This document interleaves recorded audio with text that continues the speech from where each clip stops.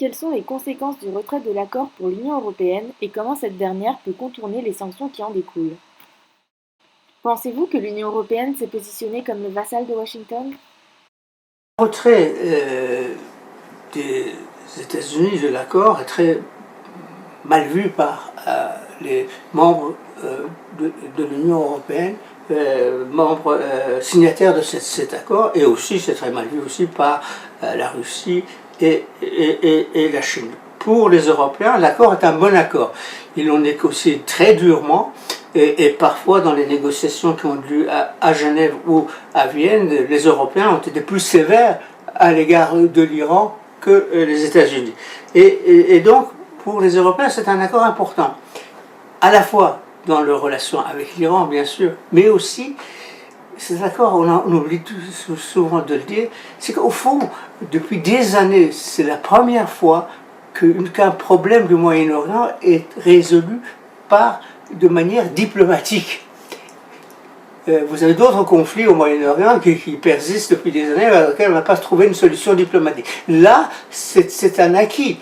Et les Européens trouvent que c'est une bonne chose d'aller vers la diplomatie. Et ça, c'est l'aspect le plus positif de cet accord. Donc, ça nous dit que c'est possible, même dans une question aussi épineuse que le nucléaire, de trouver un accord avec les acteurs régionaux et internationaux. Donc, à ce niveau-là, les Européens regrettent que l'accord soit affaibli par le retrait des Américains. Donc, bon, les Européens ont des capacités minimum au point de vue économique et au point de vue du fait que l'économie mondiale, et surtout l'économie pétrolière, fonctionne sur le dollar. Et le dollar fait partie du domaine de la puissance américaine. L'euro ne peut pas, pour le moment en tout cas, jouer un rôle considérable dans l'économie internationale, peut-être dans les années à venir, etc. Mais ça, c'est à long terme. Donc, les Européens font ce qu'ils peuvent, en fait. Ils ne sont pas les vassaux de l'Europe, mais ils font avec les moyens qu'ils ont. Il ne faut pas leur demander des miracles. Ils essaient de garder, de maintenir en vie cet accord. Il y a eu hier une réunion, dimanche, à Vienne, une réunion des membres de l'accord, moins les États-Unis, et cette réunion a pour effet de montrer que les Européens et les Iraniens veulent continuer à garder en vie cet accord. Et dans cette perspective, il faut admettre que les Européens font leur possible. Je crois que par contre, ces dernières semaines, les Iraniens, en augmentant disons le degré d'enrichissement du nucléaire, qui était maintenu à 3,5% selon l'accord et qui sont maintenant atteints 4,5%, titille un peu les Européens et ça les affaiblit diplomatiquement sur la scène internationale. Alors il y a une marge de possibilité, mais il ne faut pas aller trop loin, parce qu'à ce moment-là, les Européens ne pourront pas défendre devant leur opinion publique leur soutien à l'accord. Et les seuls dont le soutien compte encore pour les Iraniens, c'est les Européens, c'est la Chine et c'est la Russie. Et les Iraniens ont énormément besoin de reprendre des relations économiques avec l'Europe, parce que l'industrie iranienne fonctionne avec les Européens. Et les Chinois ont du mal à remplacer, par exemple, Peugeot.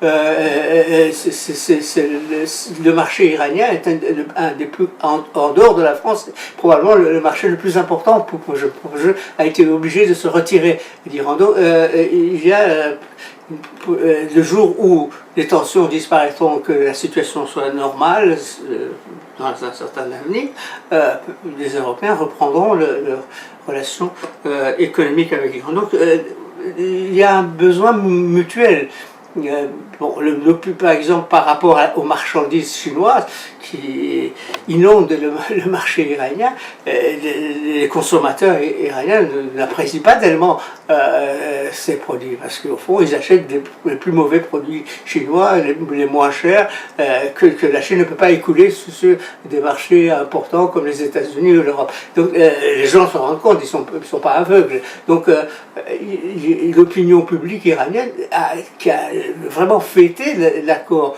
en juillet 2015 est très favorable parce que ça permet d'améliorer leur situation économique et en plus ça permet à ce pays progressivement de se normaliser et de sortir de cette situation révolutionnaire et anti-américaine, anti-israélienne dans laquelle il est englué et qui ne lui rapporte pas grand-chose. Vous voyez, tout ça fait que les relations entre Téhéran et l'Europe sont compliquées, mais importantes pour les Européens et peut-être vitales pour les Iraniens.